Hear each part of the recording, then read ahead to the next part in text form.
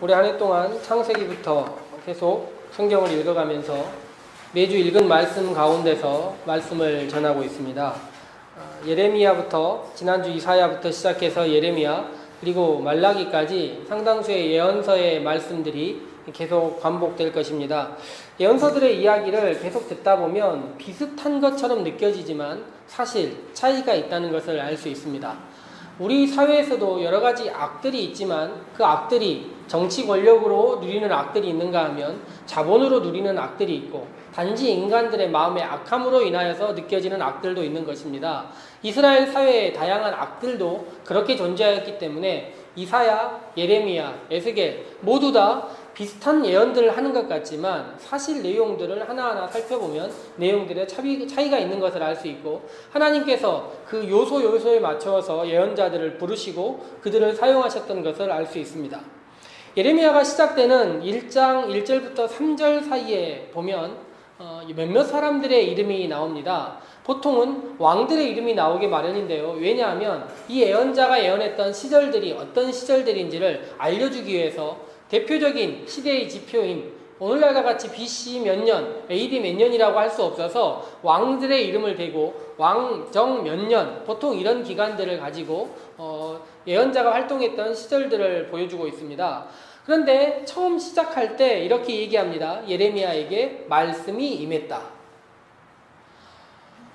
엄밀히 말하면 말씀이 임했다라고 나와 있지만 성경의 번역을 정확히 하자면 말씀들이 임했다라고 이야기를 해야 됩니다. 그리고 예레미야를 쭉 읽다 보면 52장까지가 예레미야인데 52장은요 약간은 후설처럼 후대에 기록된 이야기처럼 예레미야서가 이스라엘이 멸망한 다음 이야기를 첨가한 문서처럼 되어 있습니다. 그리고 51장 마지막에 예레미야에게 하나님이 이 말씀이 임하기를 마쳤다 이렇게 되어 있습니다.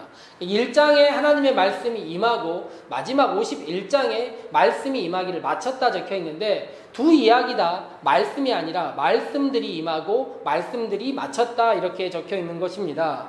그렇다면 단지 말씀이 아니라 이 말씀들 예레미야에게 임한 말씀들은 어떤 의미일까요?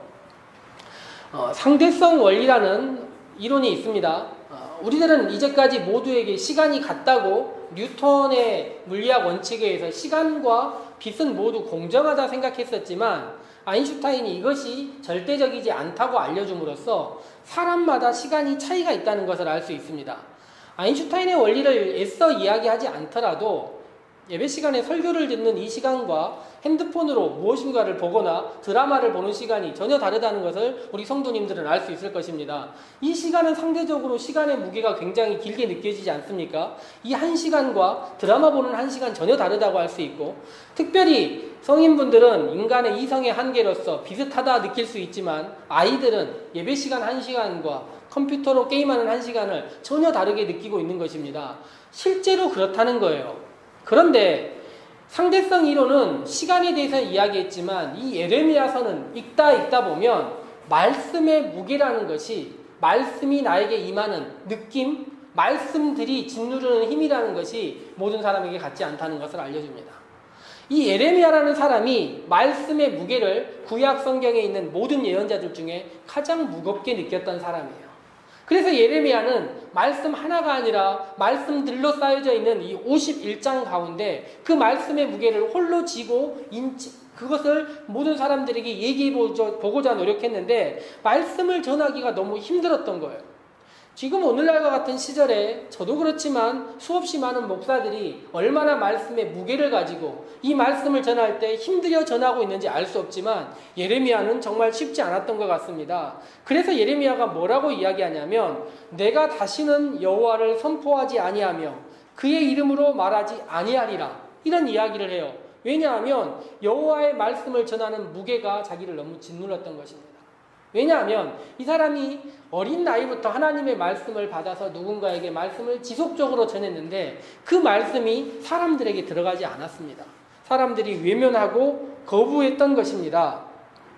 우리들에게 전해지는 말씀들이 이렇게 예배 시간에 매주일 말씀을 전하지만 목사도요 지난주에 전했던 3장의 말씀들을 엄밀히 기억해내기가 쉽지 않습니다. 그러니 성도들이란 당연히 더 그런 것이겠지요. 그런데 이 예레미야는 그 말씀이 자기의 몸 가운데 체현되고 구현됐던 사람입니다.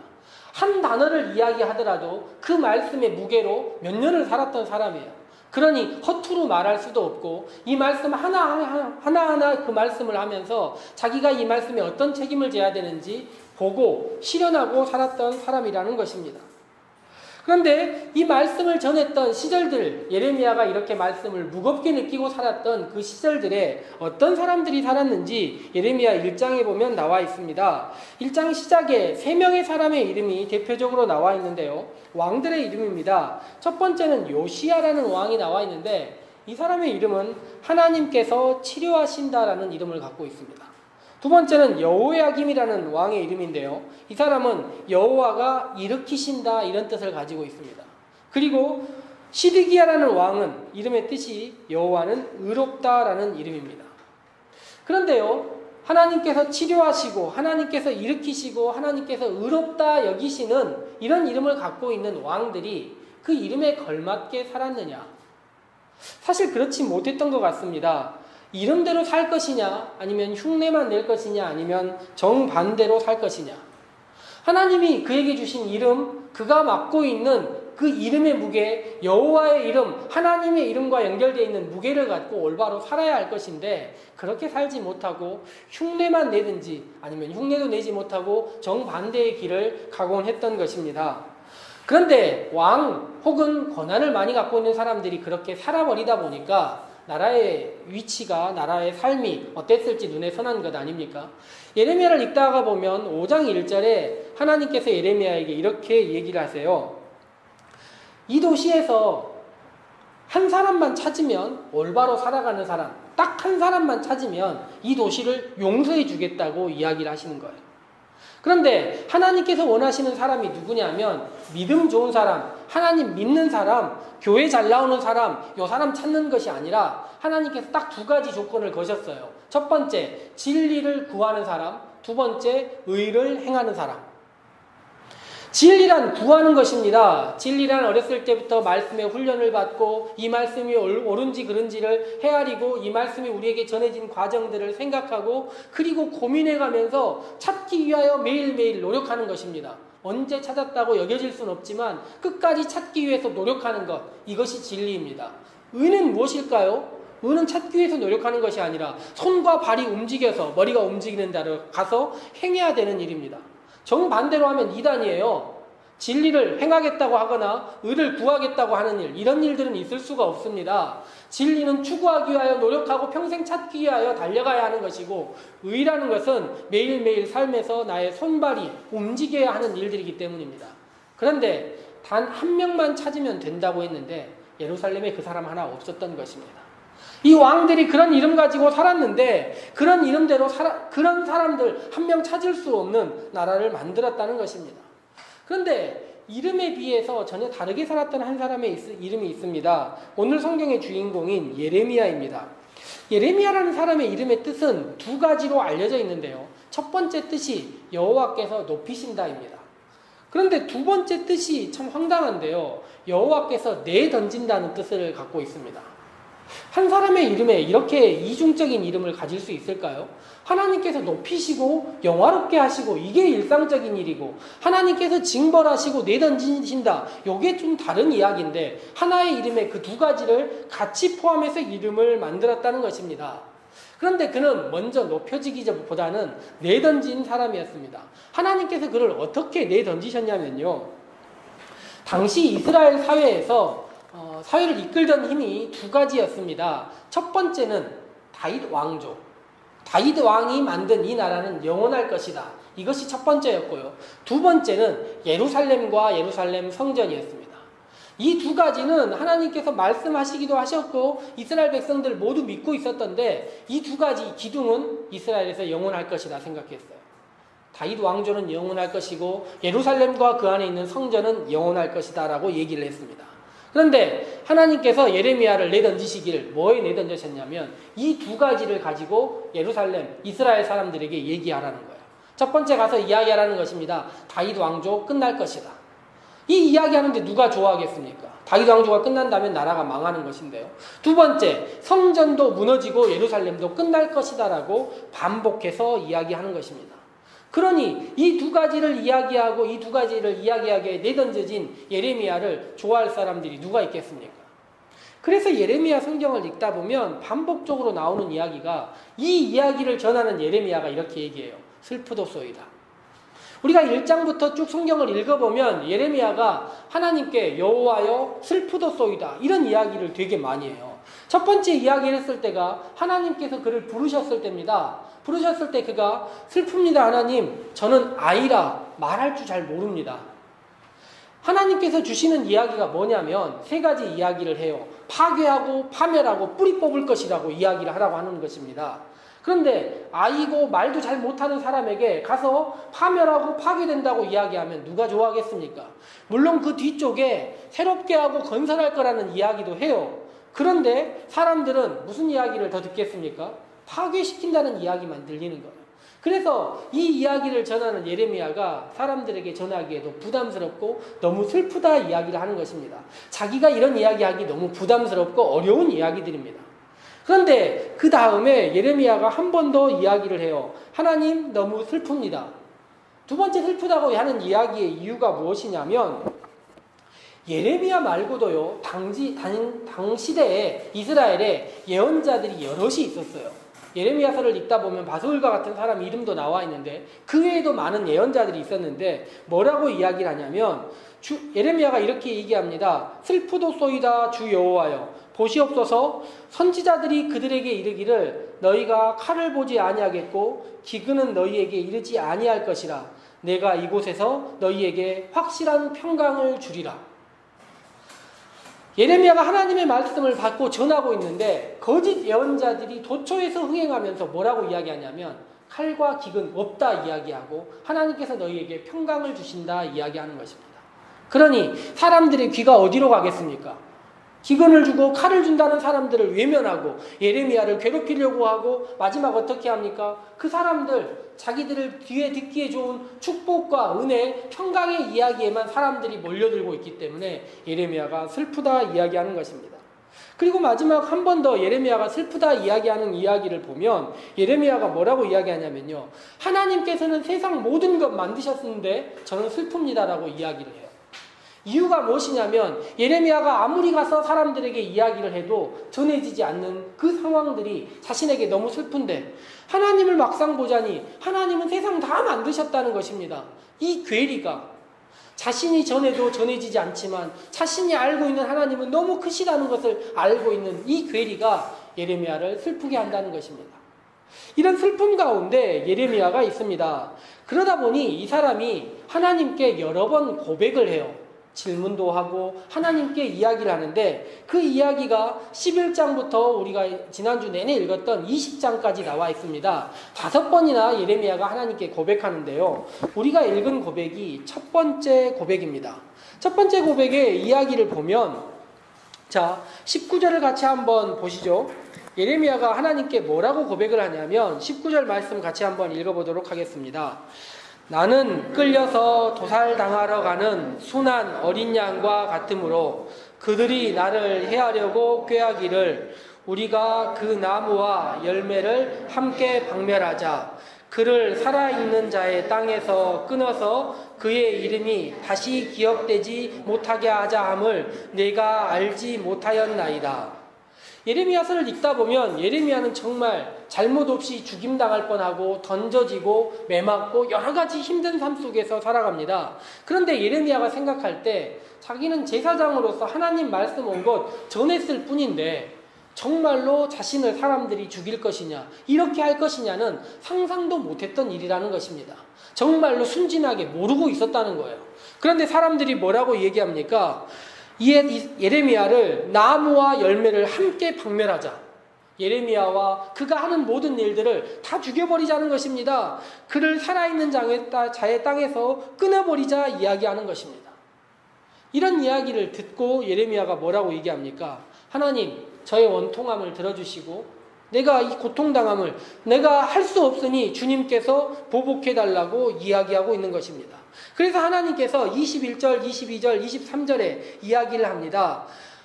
사람들이 하는 거 들어보니까 예레미야가 이렇게 얘기한다는 거예요. 21절 말씀처럼 여호와의 이름으로 예언하지 말라 두렵건대 우리 손에 죽을까 한다. 이런 이야기를 사람들이 한다는 것을 듣고 하나님께서 그들을 징벌하실 것이다 이야기하는 것입니다. 이 이야기를 듣고 예레미야가 그 다음 나와 있는 12장 1절 말씀을 얘기하는데 막상 보니까 하나님께서 그들을 징벌한다고 이야기를 하셨는데 징벌이 됐을까요? 안 됐을까요? 그렇게 되지 않은 것 같습니다. 징벌 만약 하고 그들을 하나님께서 치셨다면 예레미야가 이렇게 힘들지 않았겠죠. 12장과 같이 질문하지 않았겠죠. 11장 마지막 절과 12장 1절 사이에 굉장히 긴 간극이 있는 것 같습니다. 예레미야의 힘들었던 시절들이 그 안에 있었던 것 같아요. 그래서 예레미야가 12장 1절에 이렇게 이야기하는 것입니다. 같이 한번 1절 말씀만 읽어보도록 하겠습니다. 여호와여, 내가 주와 변론할 때에는 주께서 의로우시니이다. 그러나 내가 주께 질문하옵나니 악한 자의 길이 형통하며 반역한 자가 다 평안함은 무슨 까닭이니이까. 정말로 하나님께서 그렇게 하실 거라고 생각하고 아나도 사람들 하나님께서 다 치실 거라고 생각했는데 악한 자들을 보니까 그들이 별로 어려움 당하지 않는 것 같고 형통하고 평안하게 느껴지는 것입니다.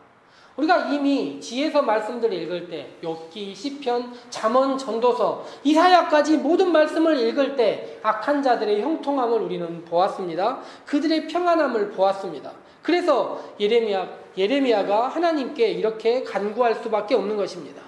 그런데요, 성경 가운데 이런 질문들이 나올 때 우리들이 흔히 일상에서 이런 기도, 이런 질문들 잘 하지 않는다는 것을 생각해 볼 필요가 있습니다. 우리가 일주일 살아가면서 하나님께 간구하고 예를 들어 말씀을 읽고 그 말씀에 묵상하면서 기도할 때 보통은 하나님께 어떤 간구합니까? 하나님, 제 일상 가운데 평안을 주십시오.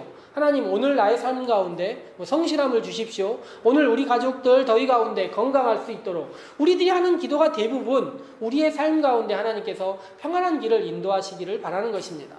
그런데 막상 이런 기도를 하는 사람들은 어떤 일일까요?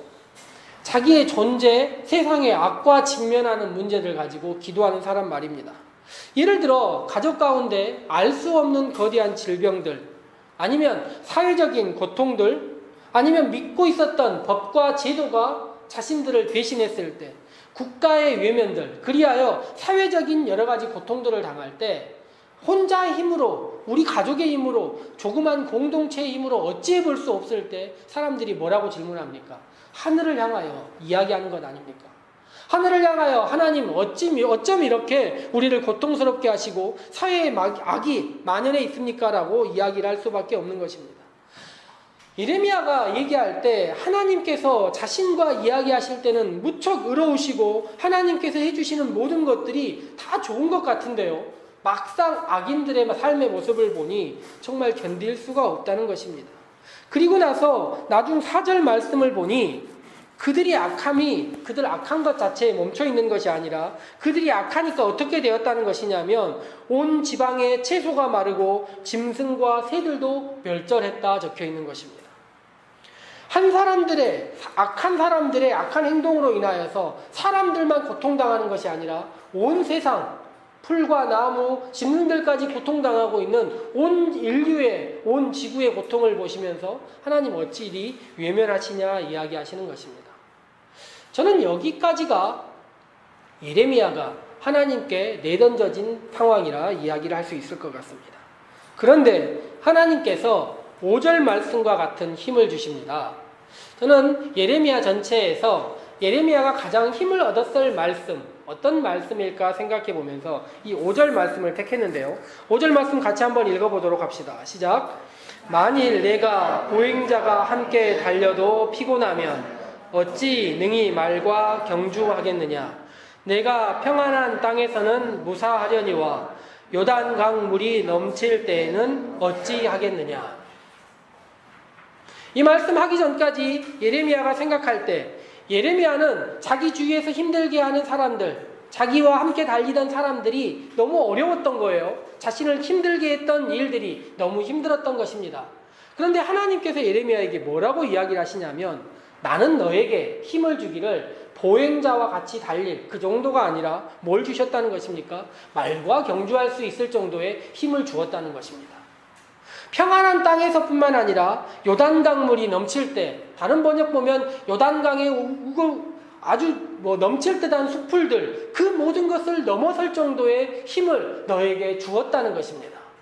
그러니 세상 사람들의 악이 너를 짓누르고 있는 것 같고 세상에 이런 악한 일들이 넘치는 것 같을지라도 두려워하지 말라 이야기하는 것입니다.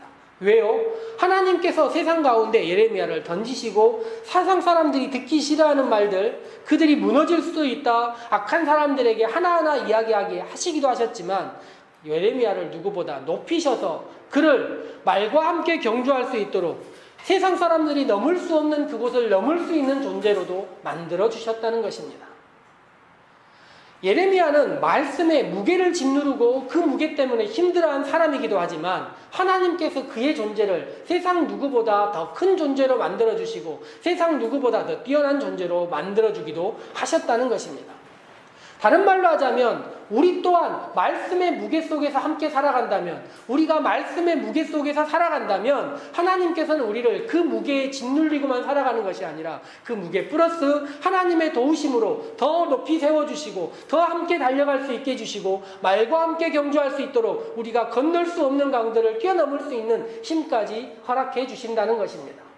이것이 하나님께서 우리에게 주신 이중의 부담, 어떻게 보면 하나님께서 나에게 주시는 부담과 하나님께서 나에게 주시는 능력의 두 가지라 말할 수 있는 것입니다. 오늘부터 시작되는 우리의 사역들도 그렇고 매일매일 진행되는 우리의 삶의 일들도 그렇습니다. 어찌 보면 하나님 왜 저에게 이런 부담을 주십니까? 이런 넘을 수 없는 것들을 주십니까? 라고 고백할 수 없는 우리의 삶이 있을 수도 있습니다. 그렇지만 하나님께서 우리에게 그런 것 주셨을 때 말보다 더 뛰어난 힘, 넘을 수 없는 강들을 넘을 수 있는 힘 또한 주시는 하나님이라는 것을 우리들이 신뢰하고 믿었으면 좋겠습니다. 예레미야의 질문이 우리의 질문이고 예레미야가 받은 응답이 오늘 이 자리에 함께한 살림의 모든 성도들의 응답이 되시기를 소망해 봅니다. 함께 기도하도록 합시다.